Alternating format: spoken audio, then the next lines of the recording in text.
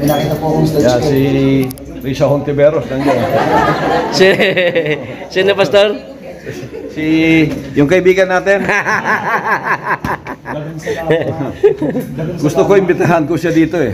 May pag-uusapan kaming magandang batas. Yan. Na dapat kung may asawa ka, huwag ka naman po sa iba. Patay, pasabog! Pasabog ni Pastor! Walang. Nakasalamin lahat. Walang nakatago. Kita yung galaw. Transparent lahat. Yung mga ginagawa kita. Oo, kita mo lahat ang ginagawa. Hi, sir. May banda po. Ito yung evangelism department. Yung kung paano ginagawa yung evangelism plans sa buong sanlibutan.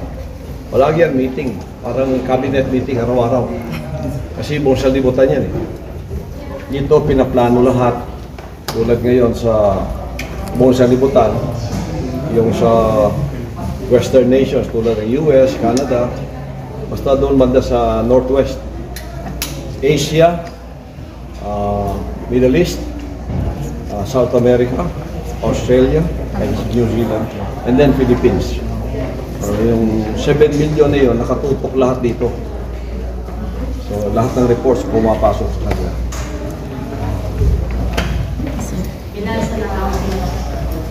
Ito naman yung accounting, yung finance department. Yung lahat ng mga finances na pumapasok sa kingdom, dito pinaprocess. This is a very sensitive area. At saka, pili lang ang makapasok dito, yung mga authorized lang. Kasi pinag-uusapan dito, puro ganon. Ito lahat. Kung ano dapat na gawin ngayon, anong ginagawa ngayon. So, what are you talking about, guys? Sir, with regards po sa ating parking, sa ating opening door, Yung parking. sa parking po. And then yung traffic flow po. Sa in and out ng mga vehicles from north to south. So, meron po tayong mga provided po ng mga tawag po natin rubber cone sa main highway para at least po isang lane lang po yung dadaanan natin, ipipila lang po tayo papasok dito sa loob. Then exit pa isa lang. Isa lang po, para hindi na tayo naka-obstruction dito sa mga highway at mga dumadaan. Pastor, sa liwasan yan? Dito yan, dito. Akala ko yung ano. Yung opening. Pinag-uusapan opening. kasi maraming sasakyan yan eh. So kailangan mahusay yung traffic. Akala ko namin, Pastor, Malacanang na. Systematic sila kasi dito. Ito yung BOA meeting namin dito, Board of Administrators meeting. So iba't ibang department ang pinag-uusapan, magre-report. Detailed na report yan. Detailed report talaga yan. From finances, from the works, from the planning, to the execution, and then the result. Anong resulta? So dito niyan pinag-uusapan lahat. So we have sometimes heated discussions, but we do not fight. Hinahanap lang kung anong talagang dapat na best solution. Kung makita yon, magkasundo na lahat, then implement. And then ilagay sa aming mga batas, yung laws ng kingdom. So dito ginagawa lahat. Pwede po kayo dito magdebate. Pwede dito. Ito po ba, Pastor, ito yung upuan ninyo at saka ni Risa? Oo, yan. Ito mga executive namin nandito. Yung aming executive secretary. May ano yan, no? Gabel. So, Ayun, may formal lang meeting. Pag open, formal meeting. Parang Robert's Rules of Order. Kasi dino-document lahat yun eh. Then pinapasa sa SEC. O ganun ka-organize yung ano namin dito. Mr. Chair. May nakita po akong stage. Yeah, si Risa Hontiveros nandiyan. Sino, Pastor? Si yung kaibigan natin. Gusto ko imbitahan ko siya dito eh. Ang tanong ko pupunta. Oo. May pag-uusapan kaming magandang batas. Yan. Na dapat kung may asawa ka, huwag ka naman po sa iba. Patay, pasabog! Pasabog ni Pastor! May hugo! May pasabog si Pastor! 101 XRV file. 201 documented workers. Lahat dyan. Oo, yung na-release, tingnan mo. Nandiyan lahat. Yung umayaw na sa ministry, yung lumabas na. Ay, ito yung Nakadocument lahat yan. Very organized. Ah, dito. lahat na. Active ka. Oo. Ayan, A, B, C, D, E. Sa Kingdom pastor, members tanong ko na lang. KOJ members. Talagang ano? Active yan. Si Abi, active. Abi. Hindi, Abi. Yung may mga kaso. Dito. Dito yan. Ito yung may mga kaso. Hindi yung may kaso at saka walang Pagka, kaso. May dokumento talaga. pagka umarap ka sa committee, maganda yung record mo, naka-record. Pag negative naman, naka-record eh. Yan. Dokumento na. Lala namin doon. Kala siguro nila ang Ganun lang, no? Oh. Oh, di ba? Napaka ano, kumbaga sa Bisaya, hanay. Ano, napaka-organize. Yan, tama ba? Ganyan. Hindi magulo dito sa kingdom ni Pastor, ha? Active worker. Meron silang 201 record. Lahat ang Kaya yung mga nag-chismis yan, gumaganon, nag-a-accuse na galing dito, kunin mo lang ang record niya dito kung ano siya. Nandito lahat. ano yung nandito si Rene. Nandito. Ah. Tingnan namin yung record. Anong pangalan ni Rene? Si Maurilio. Maurelio. Oh, Maurilio. Letter M. Nandito na oh. Political places, pastor, no? Naka-alphabetical siya. Oo. Naka-alphabet lahat. Kung gusto mong hugutin yung isang worker na kung anong record niya, kunin mo lang dito. Malalaman na. Malalaman mo ang record niya. Aside from these hard copies, Mayroong mga hard meron copies to. Meron ding soft Naka-computer. copies. Yeah. Naka-hard drive to. Digital, yeah. Digital. Digitalized. Pati yung message ko, meron akong video library doon sa studio kung saan tayo galing kagabi. Opo. Malaki yung video library ko doon. Up and down. Lahat ng messages ko from the beginning na nag-record, nandoon lahat. Thousands. Intact siya. Umabot na yata ng 50,000 yung message ko. From the beginning. So ganito ka-organize kami dito. Ayan. Pagkatapos sasabihin lang, kulto daw kami. Nakakatawa nga, Pastor, eh. Oo. So, mabuti na nakikita na natin. Grabe. Hindi naman sila Oh, di ba maliwanag mga kababayan, ha? O ayan, oh, ito po ang mga files. Lahat ng mga active at saka yung mga umalis na. Yung naka-release nandun sa mga box na yun. Ayun, nandun sa dulo pala yung mga na-release na, yung mga Kaya lumabas. inabot natin yung record ni Alias Rene. Oo. 2021 siya nag-back out as a worker. Nakita niya si Duterte doon, si Sara. 2023 pumunta si Duterte doon. Pero wala si Sara. Never once si Sara pumunta sa Glory Mountain. Kasinungaling talaga. Tingnan ninyo. Pag yung isa mong witness nagsinungaling, sinungaling na lahat yan. Ayan. Oo. A poison apple tree produces poison apples. Totoo po. Oh, di ba? Oh, yung ginawa niya mga witness, puro mga sinungaling. Yun ang iharap mo sa akin, tapos patutuhanan nila yung sinasabi nila. So it's a joke. Kaya hinamon ko siya, 17 ang hamon ko sa iyo, 17 conditions. Harapin mo yan. Kung di mo maharap yan, magdebate tayong dalawa. Wala dyan sa iyong court. Ang court mo kasi, nakatali ang kamay ng tao dyan eh. Parang boxing, pumunta ka, nakatali ang kamay. Kung basketball naman, kami sumusunod sa rules. Kayo walang rules. Tinatakbo niyo yung bola sa gusto niyo. Walang dribble, wala kayong foul. Sila na referee. Kangaroo court po. Doon naman sa boxing, siya ang boxer, siya ang referee, siya pa rin ang judge. Oh, Siya panalo. siya ang panalo. Pastor, may press con si si Senator Risa Hontiveros kanina patungkol dun sa condition mo na 17. Sabi niya mas matindi pa daw yung condition ninyo sa 10 commandments of God. Oh, para sa kanya. Kasi I am trying to level the playing field. Hindi level eh.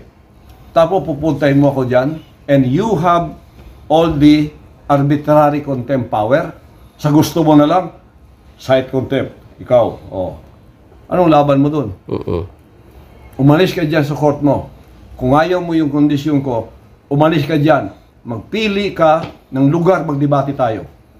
Yung neutral. tapos i-televise natin. Live. Live natin. Kahit magpili ka pa, kahit saan, anytime, anywhere, didibatihin kita anumang topic ang gusto mo. Any topic, adultery, o pwede rin. Yes.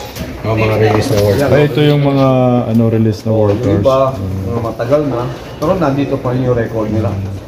O, kung gusto silang bumalik, karamihan naman ng na-release, babalik din. Bumabalik pa. Bumabalik din yan. Akala nila yung buhay sa labas. Masaya. Ganito sa dito. Hindi mo alam kung magkano ang bigas, hindi mo alam kung magkano ang ulam, hindi mo alam kung magkano ang renta. Libre lahat eh. Simula nga daw, Pastor, nagkaroon ka ng issue. Marami nang gustong bumalik tuloy sa'yo, nakipagsimpatiya sa'yo. Yung mga workers na maraming na nagpa-release, Opo. isang malaking kongregasyon, bumalik lahat. Opo, yun. Mas nakakuha pa Former ng... workers. Bumalik dahil sa narinig nilang mga issue na hindi totoo. Kasi dito, pag ayaw mo na, punta ka dyan sa SRB. May lawyer dyan, merong kinatawan dyan sa committee. Sasabihin sa iyo the reasons. Gagawa ka ng document.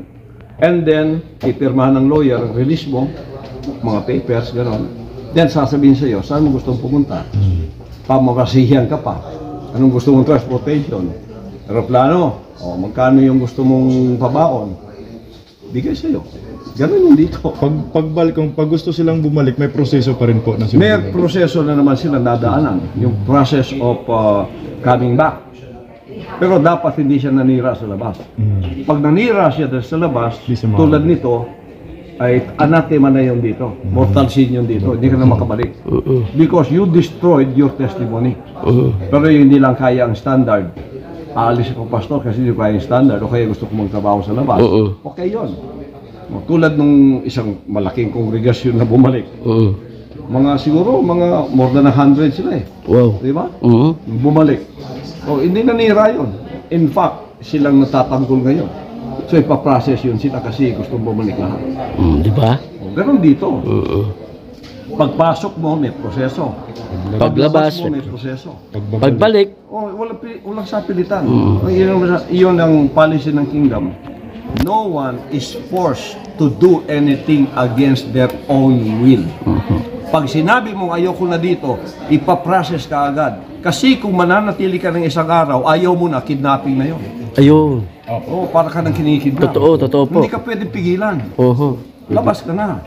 I-process ka kagad kung saan mo gusto. Oh, pagpasok mo naman, kusang lobo rin. Tama. Definition pastor yun, di ba? Galing, ano? Paglabas mo, kusang lobo rin. Walang pipilit sa'yo. Kaya sinabi ko, laki ng gate dyan, no? Oh, hindi kayo pinipilit dito. Walang sapilitan sa kingdom. That is against my own personal policy of life. Ako ayaw kong pinipilit. Ayaw ko yung tinatakot ako. Tama po. Kaya inaway ko itong NPA. Kaya inaway ko itong gobyerno ito. Mafia eh. Opo. Namimilit eh. Opo. Nananakot, namimilit. Oh, sinabi ko sa mga NPA doon sa bukid sa Glory Mountain. Ginagaya ninyo ako sa iba na paluluhurin, tapos ilalagay niyo yung baril dito. Naku, huwag niyo gawin yan. Magkakamatayan tayo. I will never kneel to someone like that. Hindi mo ako tatakutin na ganyan, tao ka rin. That's against my principle. Kaya yung broadcaster dito na nanira sa akin, gusto niya protection money, kundi sisirain niya ako. Sige, blackmail. Sirain mo ako, but I will never give it to you. Ganon. Ang policy ko sa buhay. Kaya magkatuwag kami ni PRRD sa bagay na ganon. Kaya wala kaming iwanan sa buhay. The same principle eh. Kaya kayo mga banateros, nakita ko yung mga prinsipyo din ninyo. Bakit hanggang ngayon independent kayo? Bakit hanggang ngayon nasa tamang lugar kayo? Kasi may prinsipyo kayo. Opo. Hindi tulad nitong mga bayaran. Oh, alam naman nyo kasi yung nagtatanggol ngayon. So kayong mga bayaran, bago ninyo ako punain, o pumuna kayo sa akin, huwag muna kayong magpabayad para totoo yung ginagawa nyo. Kasi hawak kayo ng bayad eh. So hindi na kayo objective. Kahit mali ang pinasasabi, noong nagbayad sa iyo, sasabihin mo. Oh, di ba? Ako dito, Open ako sa lahat. Kaya binabasa ko ng lahat sa labas. I don't care about them because I am studying in the truth. Ang buong sanlibutan lahat ngayon nandito. Demandado ko sa Amerika na hindi ko kasalanan. Accusations lahat. Dito rin ginawa sa akin. I will face the trial of my life. Na daladalang katotohanan. Amerika na yun, ha? Pero hindi makausad din sila. Pero hindi sila makatangi ngayon. Kaya yung 21 lawyers namin, they are ready parang mga Texas na manok na kumakahig. When will this trial begin? Kailangan mag-begin na to. Ganon tayo sa... Dito sa kingdom, it is well organized. It is... The organization is like ISO 2000. Sabi nga nung USC professor. Ganon pagka-organized. Systematic, organized, at maluwang ang lahat, pumasok at maluwang lumabas. Kung ayaw mo na sa akin, hiwalay na tayo. Punta ka na sa ano mo. But I will treat you as an enemy. Kasi freedom of choice mo yun eh. Don't let anybody stifle your freedom of choice. Or freedom of expression, or freedom of speech, or freedom of the press. Yun ang pinakakontra natin sa sosyedad. Pag nawala yun sa atin, we are all slaves. Alipin na tayo. We are not free men and women in society. Kaya pakakamatayan ko yun. So yun, salamat sa inyong Thank you, Pastor. Salamat po, Pastor. Pastor, thank you. Oo.